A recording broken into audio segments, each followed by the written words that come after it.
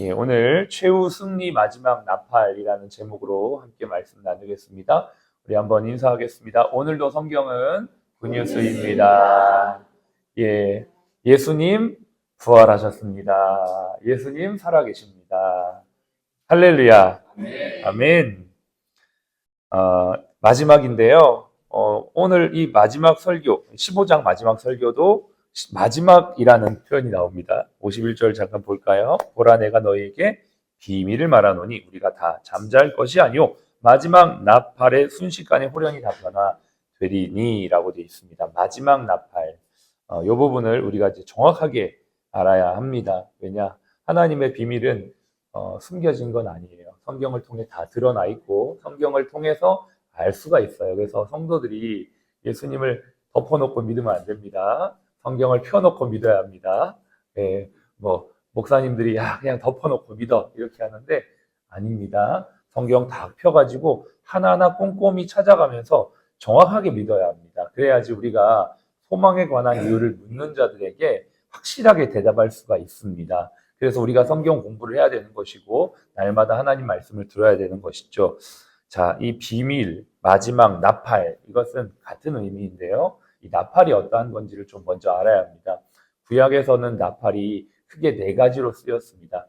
하나님의 임재를 나타낼 때 나팔 소리라고 이렇게 표현을 했고요. 두 번째, 회중들을 모으고 이동할 때 나팔을 불어서 모으고 이동했고요. 전쟁을 나갈 때도 나팔을 불어서 전쟁 준비를 하게 했고요. 또 왕이 즉위할 때 나팔을 불어서 왕이 즉위한다라는 걸 알렸습니다. 크게 이렇게 구약에서 나팔은 이러한 네 가지 형태로 사용이 되었는데요. 사실 이것은 구약은 그림자니까 신약은 완성이잖아요. 하나님의 임재, 즉 예수 그리스도의 다시 오심, 강림할 때를 나팔 불 때라고 우리가 알 수가 있는 것이고요. 두 번째, 회중의 회집, 성도들을 모을 때 하나님께서 나팔을 불어서 예수 믿는 성도들을 마지막 날 다 모으거든요. 모아서 공중에서 주를 다 만나게 할 때인데 그때도 나팔이 불리는 것입니다. 왕의 즉위 무엇입니까? 정말 예수 그리스도께서 재림하실 때는 심판의 왕으로 이 땅에 오시거든요. 악은 다 멸하시고 진짜 왕이신 예수 그리스도가 즉위하실 때 그 나팔 소리가 들리는 거고요. 마지막 전쟁의 승리. 그러니까 이 시대에 우리가 이제 고린도전서 14장 8절을 보면 만일 나팔이 소리를 제대로 내지 못하면 어떻게 전쟁을 준비하리요? 이런 표현이 나오는데 전쟁이라는 건 영적 전쟁을 말하는 것이죠. 이 세상 속에서 영적 전쟁에 치열하게 살아가고 있는 사람들에게 목사든 성도든 나팔 소리, 즉 하나님의 말씀을 바르게 선포하여서 이 영적 시대를 잘 준비하고 깨어 있도록 역할하는 것이 지금 우리가 불어야 될 나팔인 겁니다. 그러니까 구약에서의 이 나팔의 네 가지 기능은 지금 우리가 살고 있는 시대와 다시 오실 예수 그리스도의 그 나팔을 딱 접목하면 딱 맞다는 것입니다. 그래서 우리가 신약을 조금 더 들어가서 보면 여기 이제 고린도전서 15장에도 나와 있지만 나팔을 분다라는 최초의 신약의 표현은 마태복음에 나와 있습니다. 마태복음 24장 31절에 예수님이 이런 말씀하셨어요. 그가 큰 나팔 소리와 함께 천사들을 보내리니 그들이 그의 택하신 자들을 하늘 이 끝에서 저 끝까지 사방에서 모으리라. 여기서 말하는 그는 하나님이시죠. 하나님께서 천사들을 통해 나팔을 불고 천사들을 보내어서 무엇을 하십니까? 이제 불러 모으신다는 겁니다. 예수 믿는 사람들을 마지막 때에 불러 모으신다. 이 끝에서 저 끝까지 모으시는 영적 추수의 신호, 그게 바로 나팔이라고 우리 주님이 말씀하셨어요. 두 번째, 데살로니가 전서에 보면 4장 16절에 주께서 호령과 천사장의 소리와 하나님의 나팔 소리로 친히 하늘로부터 강림하시리니 그리스도 안에서 죽은 자들이 먼저 일어나고, 이런 표현이 있습니다. 이것은 바울이 데살로니 전서에 있는 그 데살로니가 성도들에게 마지막 시대에 어떤 일들이 일어날 것인지에 대해서 설명하면서 마지막 때에는 하나님의 나팔 소리가 불려지고 그 소리로부터 예수 그리스도가 다시 재림한다, 강림한다. 그리고 예수 믿는 사람들이 그분으로부터 함께 불러 모음을 당하게 된다라고 말하고 있는 것이죠. 그리고 오늘 우리가 읽었던 이 고린도서 15장 말씀입니다.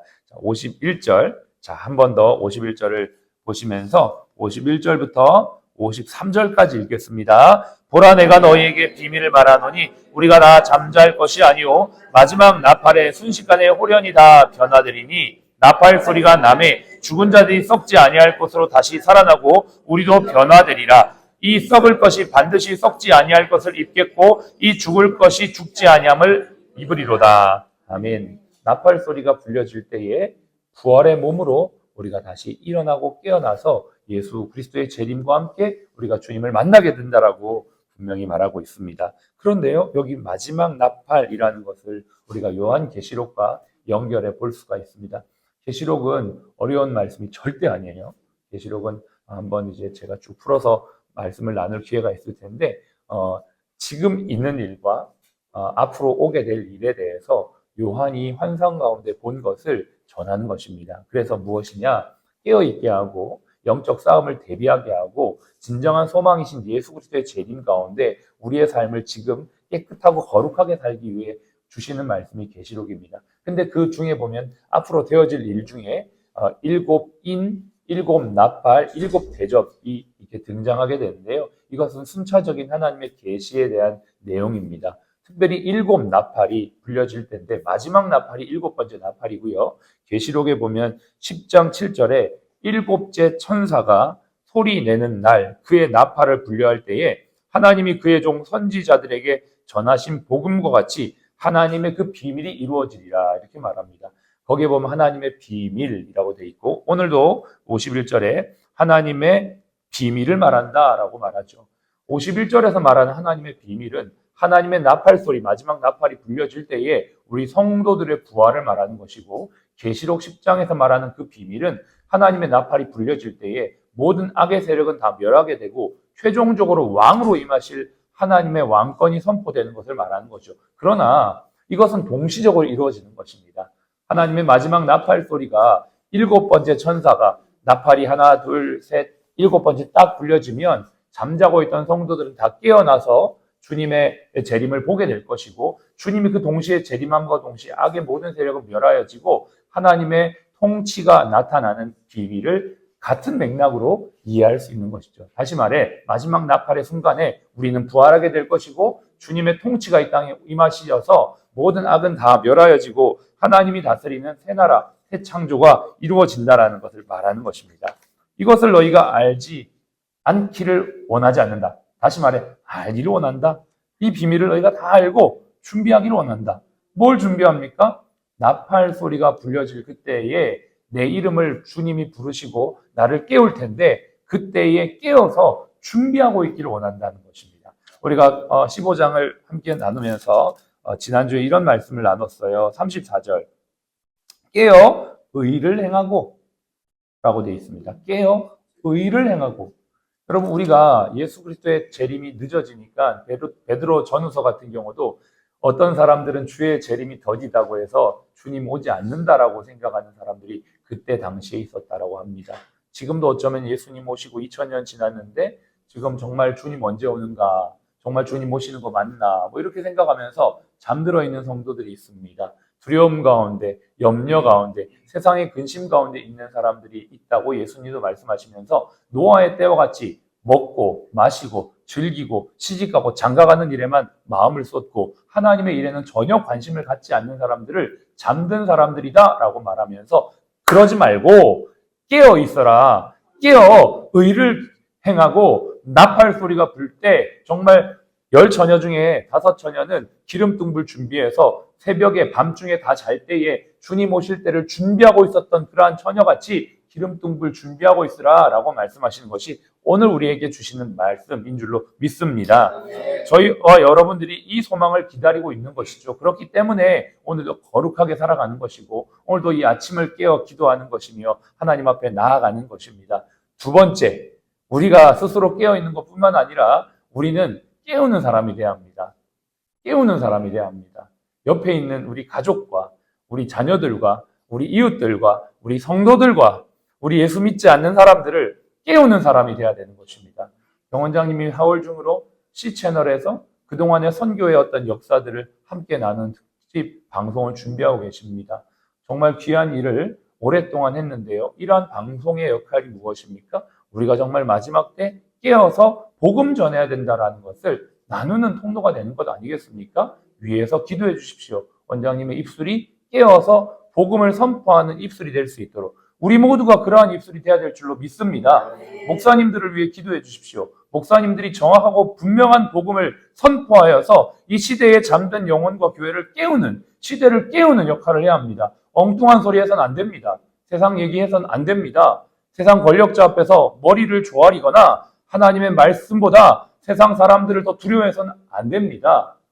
분명하게 우리가 하나님의 말씀을 선포해야 되죠. 아까도 제가 말씀드렸지만 고린도서 14장 8절에 만일 나팔이 분명하지 못한 소리를 내면 누가 전투를 준비하리요? 이 마지막 시대에 정말 영적인 싸움을 싸우는 우리들이, 특별히 영적 전장의 최선봉에 서 있는 목사님들이 하나님의 말씀을 바르게 선포할 수 있도록 여러분 기도해 주셔야만 합니다.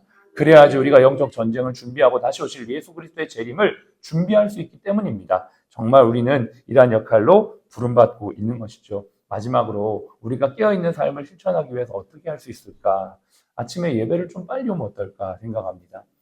새벽 예배를 못 나가지만 이곳에 아침 예배가 있어서 너무 감사하다라고 하는 우리 직원분들의 고백을 들으면서 맞다. 그래, 우리가 새벽 예배를 못 간 대신 이 아침에 나온다면 우리가 여기를 새벽 예배 같은 마음으로 와야 되지 않을까? 그렇다면 8시 20분에 맞춰 오지 말고 8시에 적어도 와서 20분은 개인 기도도 하고 가정을 위해 기도도 하고 병원을 위해 기도도 하면 좋겠다. 여러분, 이것이 먼저는 여러분을 위한 것입니다. 예배가 형식화되지 않는 비결이기도 하죠. 일찍 오셔서 형식화하지 마시고 나 예배 오늘 참석했다라는 것으로 자기 위안 삼지 마시고 정말 미리 와서 기도하며 깨어있는 저와 여러분 되시길 바랍니다.